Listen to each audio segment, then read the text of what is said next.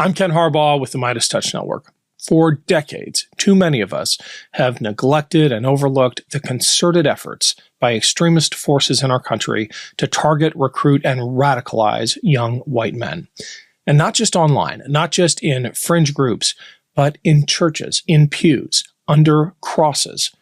The MAGA movement and Christian nationalism have built an unholy alliance that has turned faith into a weapon. Angela Denker is a pastor and a journalist, and she's been inside these churches. She's seen how fear and lies are preached as gospel. This isn't just a crisis of faith, it's a threat to democracy.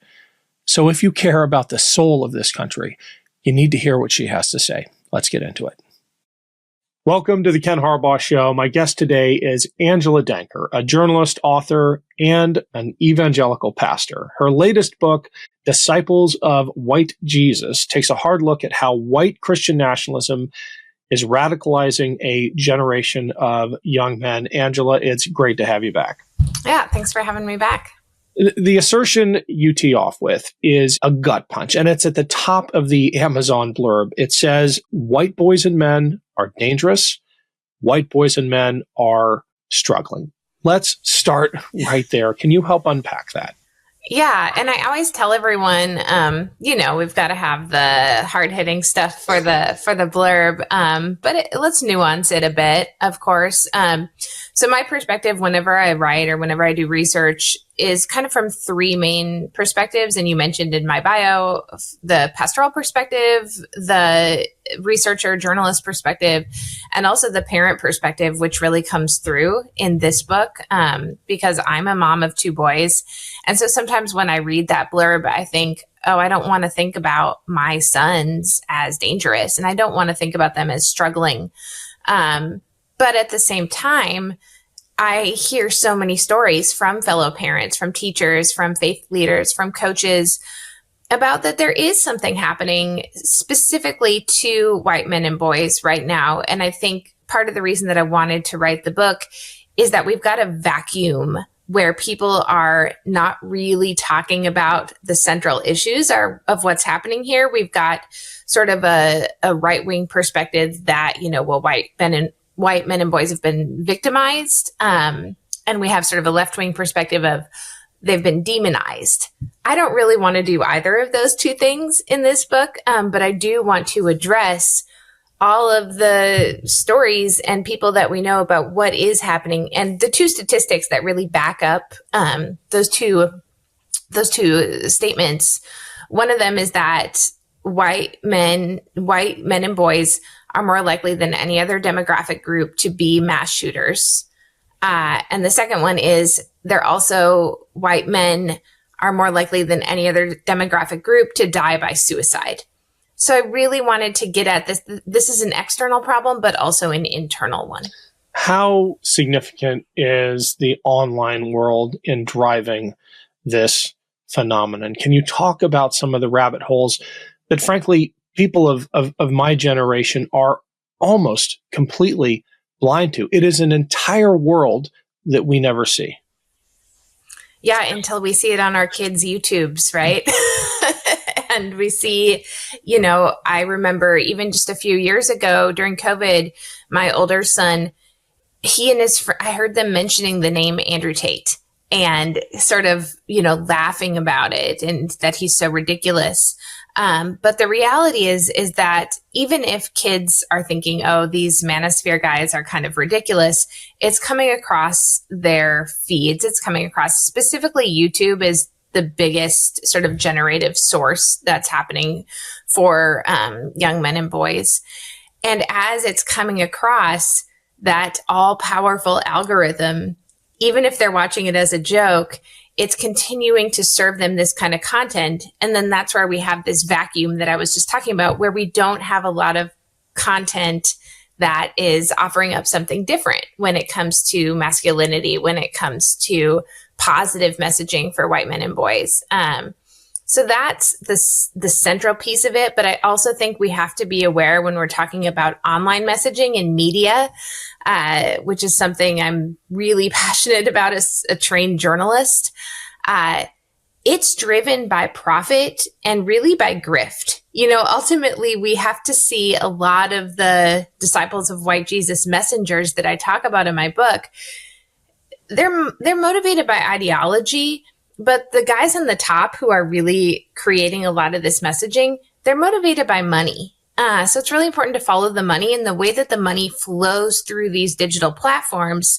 I mean, we're certainly seeing right now in Trump's presidency with Elon Musk being so central to what's happening. That is a change from Trump's first presidency.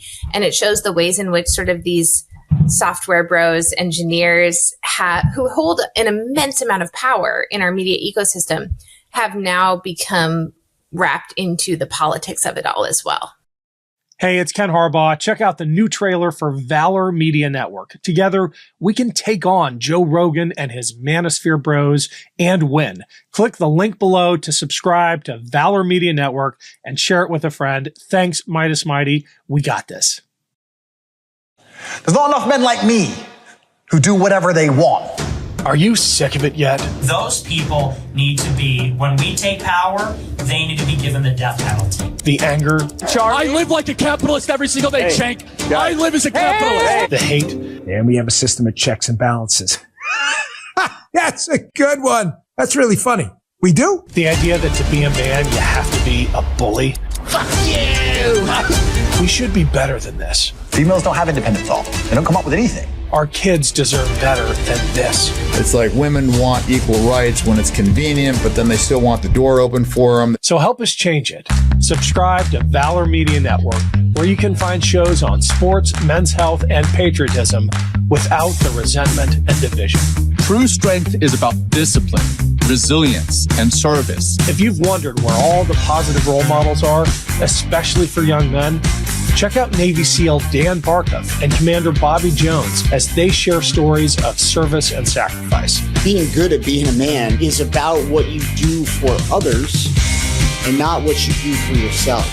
Listen to Jason Kander and co-hosts Ravi Gupta and Adisu Demisi give you the inside track on the politics of sports. I just want to take back what I said about the Bills.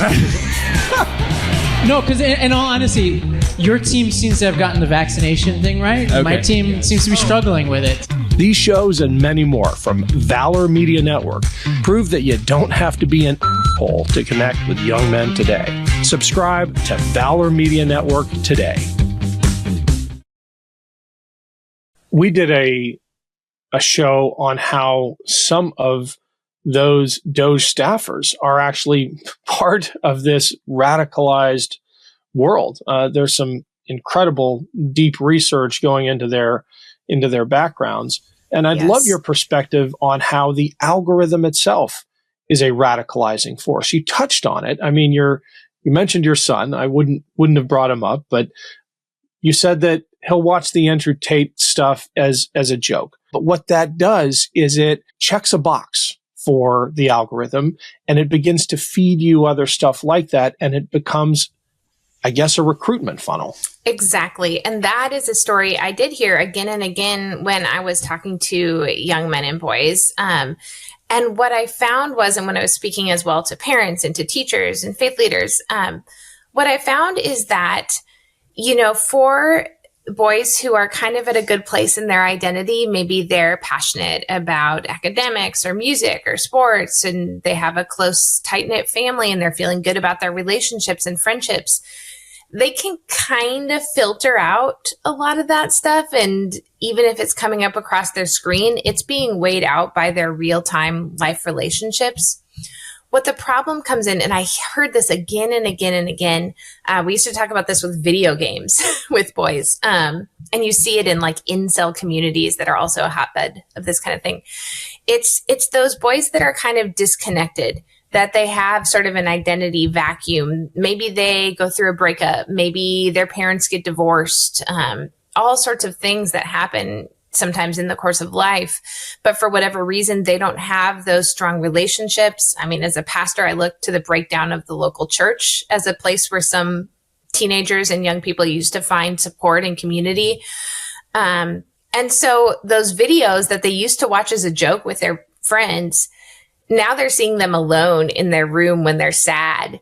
and somebody's telling them, well, in order to be strong, in order to get girls, in order to make friends, be powerful, this is the kind of stuff you believe. Oh, and buy our supplements too. Make sure you buy those. And it's getting cross-posted with all of this. We really can't separate this from the religious angle and from this idea of Jesus as a militant, violent man. Even for boys who weren't brought up in the church, who wouldn't consider themselves religious, it's a part of the messaging that we really can't ignore, which my antenna goes up as a pastor too, for that kind of thing. I want to dive into that aspect of it. We've talked about it before, the idea of the vengeful Christ, right? The warrior Christ.